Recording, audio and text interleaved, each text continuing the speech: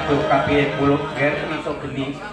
Putramaku iso geni yung Sumpawarta kapiye sakwise pinanggih lawan Kakang Galukaca. Dawuh apa kang diparingake dening Kakang Galukaca? Ya Wanoman. Putramu Antasena yung Sumpawarta dawuh apa sing didhawuhake dening Kakang Galukaca? Oh Begawan kados pundi dawuhipun kadang kula Galukaca anggenipun badhe ambangun Gapura pinangka watesi praja Kosik alon-alon den aririh wong Kresna ora bakal sandhi kula punuwa pinanggenah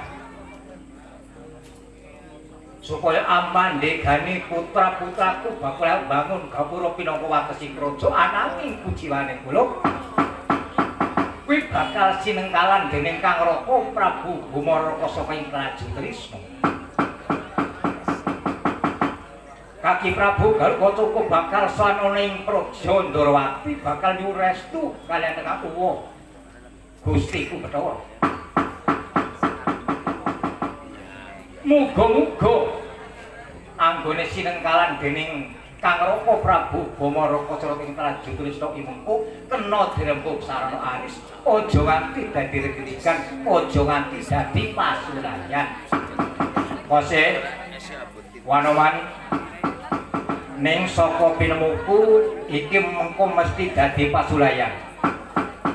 Awit pawarta sing tak tampa Wanoman Kakang Galukaca nggone bakal bangun Gapura pinangka watesing praja amengkone tata tunggulana Kakang Gumanaraka Suraku sesumbar bakal nyengkala awit dipandhegani dening Ratu Slawe Negara kang dipandhegani dening Ratu Kataruhu Prabu Sasrawana. Prabu Sasrawana wis mentang-mentang sumbare bakal babat pacing tumpes kelor prajurit-prajurit pringgendani kang bakal bangun Gapura amengkone tlatah tunggulana. Lho. Ya bab perkara iku mengko dhisik kena dirembug sakrana aris. Mulane saka pinemuku mumpung durung kebacut dadi pasulayan ana tetembungan sedia payung sedurunge udan. Lho kok ana tembung sedia payung sedurunge udan karepmu piye kula? Mengko yen upama dadi pasulayan sing jenenge pasulayan ana ing antarane Praja Trisna lan pringgendane ya mengkone kuwi kudu ana sing mimpin perang, kudu ana sing ngatur perang sing ngerti strategi perang, ngerti maring kelmaning mungsuh kuwi sapa kira-kira sing dadi senopati sing ngatur perang. Lho kersane Kakang Antasena apa sing ngatur perang mengko yen upama dadi perangan apa Begawan dhewe apa ya Kang Antasena dhewe apa ya Kakang Antareja kose ning saka pilmuku sing supaya ngatur peperangan mengko ning peperangan ning Palagan kuwi adigene wae. Lho kok aku ngerti senajan kok kebocan kowe pinter strategine. Mula dino saiki tak tetep nak kowe dadi pengatur perang. Lho yen kaya ngono marakna dadi bingung. Nanging aku njaluk Kakang Antasena, Kakang Antareja. Panjalukmu kapiye? Panjalukmu kapiye kula bisa geni. Lho yen aku dadi pengatur perang, dadi senopati aku saguh nanging mengko yen tak atur dening aku umpama dadi peperangan sing padha manut.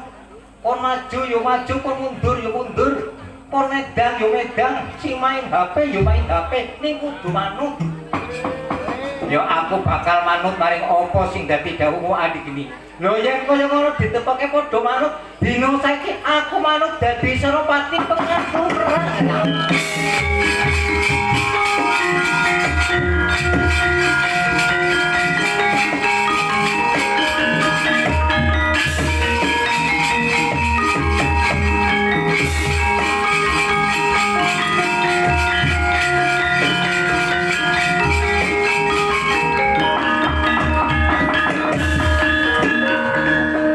Sakwise kowe dadi pengatur perang, wa Begawan kok kapiye kula Antasena budal kapan kawula pringgendane anggo bakal tumapa bangun gapura prayogane dina saiki budhalake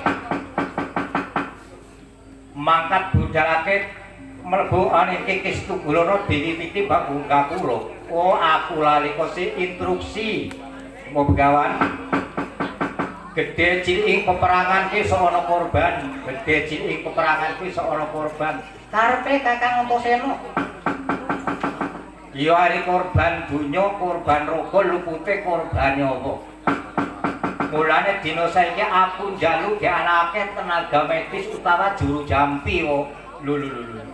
Lho kok dianak aku juru jampi kaki. Lho yen namung tugal sirahe pecah sirah tugal sukune cecel kulite kena digawa bali maring projo.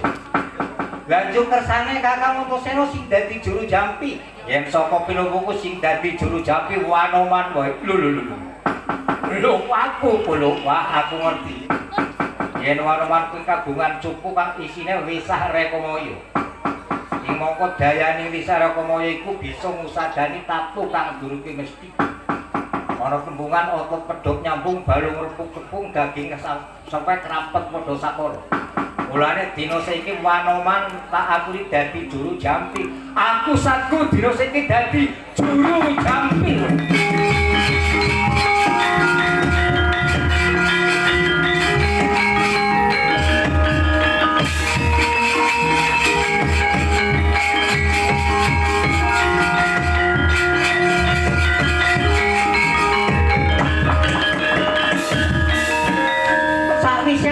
Gawe lan budal lagi.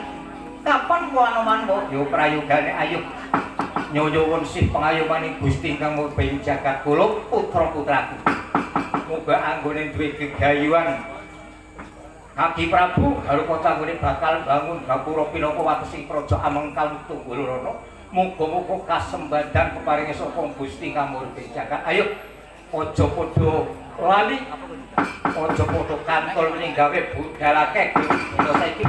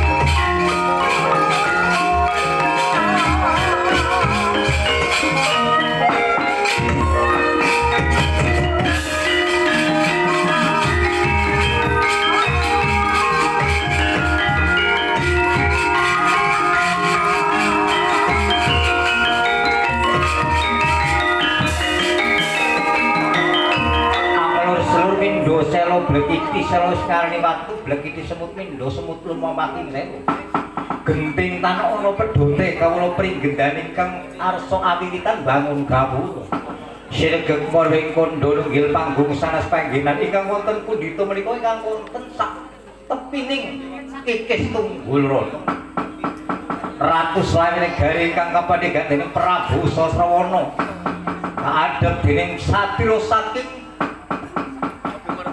ingkang kekasih Raden Pertinggono kalian Kempati Digya Pancadana bawane Narendra semengah pengawak brojo Dwidaya Sekti Mandra Guna kumricing selaira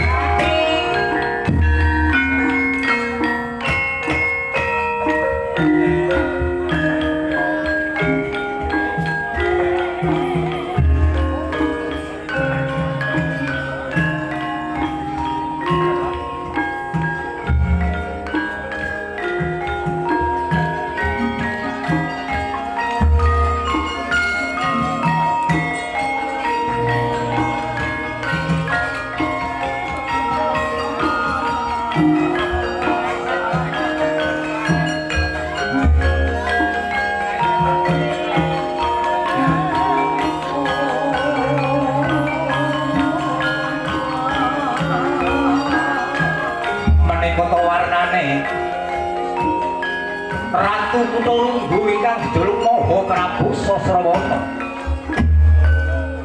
Narendra semengah pengawak brojo jeruk pakulitan. Netra mentelang kados Singar semangan Colomendo brengos uler. Pakulitan blengah-blengah kuning. Kelamun ketoman tumbak klak-klak ketoman pater mesem-mesem mimis merang temblek boten adas. Nanging kucewenipun Prabu Sasrawana kadigyan kanuragan boten kangge menghayu-hayuning kawon. Prabu Sasrawana karemsung semandar dewata Candala Budi kang asal. sembah dawuh peparing Prabu Barakasura kinen hamurungaken pringgendane kanggenipun badhe abangun kamu. Sinten kemene kang sedawa mening ngarsa? Satira bagus. Satira saking Jangkar Bumi putra saking Prabu Nagaraja kasih Raden Partinipun. Ngering piswanipun Digya Pancandana. Tangkep para dawuh Sang Prabu Sasra parbabar pangandikan wae wis nangkara jagat paling raja dirakuh. Kadangipun Kakang Yayi Pertrikono ya. Kawula nun dawuh katimbalan Koko Prabu. Digya Pancandana.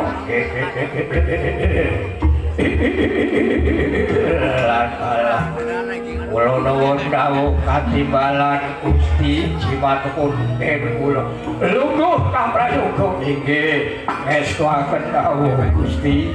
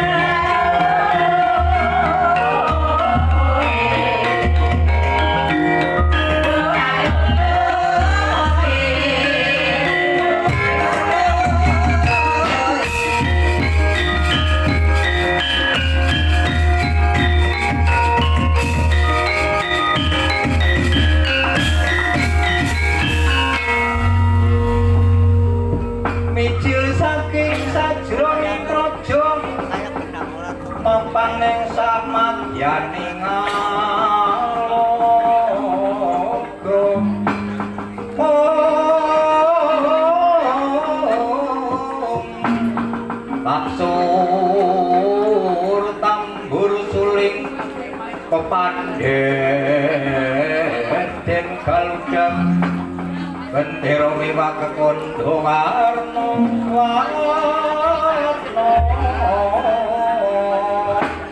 Pindo Jaladria Sri Kawuryan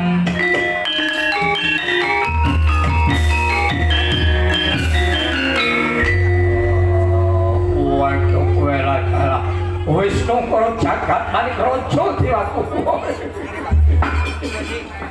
Kakangipun Kakang Yayi Pertrikono Yai. Kula nuwun dawuh katimbalan Koko Prabu. Digya Pancandana.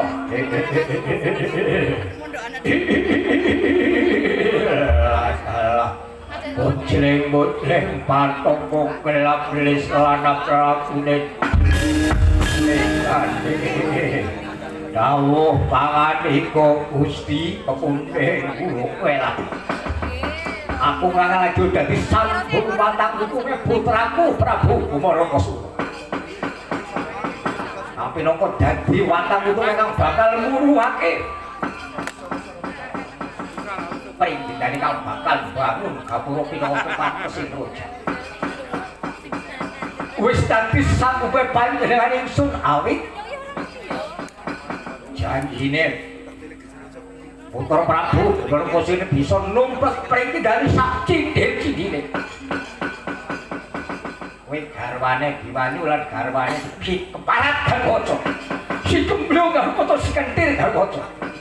Kowe bakal dilorot, bakal didhawuhi lan panjenengan ingsun iki. Ayo ngopo tak arep-arep perandane Giwanyu lan Gatotkaca ayo ngopo ngajajar lan panjenengan ingsun. Menika sampun dados sesagan manipun Kang Putra Prabu Gomarokasura. Lajeng kersanipun kawuh tuwa kados pundi siagakake kabeh Wadakala prajurit. Sawektu-wektu sak wektu-wektu pringindane tongone gawe babagan panci. Lho, Yai berarti ngono ya. Lho kok mesam-mesem prarak plirik mripat kuwi mricane apa waduh Koko Prabu. Menika wonten tejo nggantel sak dolanang bentuk ngalap-alap menika mboten lepat tejaning putra Pandhawa bareake.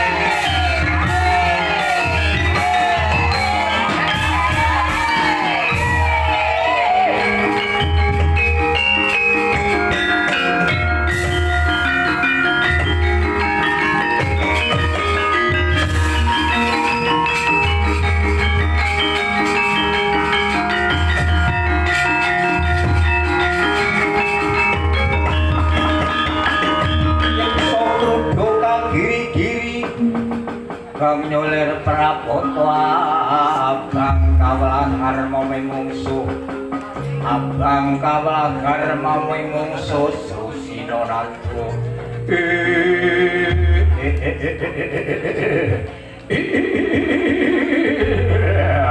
kalah lokono satrio bagus ing semu ana cicike sapa ngerteni Satri Wajara Runduh Raden Antareja Raden Antareja wujude buta tak sawang mambak-mambak airedake para prajurit tak sawang kaya dudu prajurit agemane kudu prajurit pringindane saka ngendi ora teke ngali-ngali nglanjut kanthi sambung wutunge Prabu Mantara saking Ratu Trisno karepe supaya murungake pringgendani anggone bakal bangun Gapura ning tak ngerteni yen bakal murungake para kawula pringgendani bakal bangun Gapura mbok nganti ana penjagaan mbok nganti ana penjagane pringgendani ning endi ana wetan ana kulon ana lor ana kidul ana dhuwur ana ngisor ana ngarepe dapurmu ya adalah edan kepala dadi antek-antek Gatotkaca gedhi balik Gatotkaca mundur Ora mundur sito tak kokop getimu.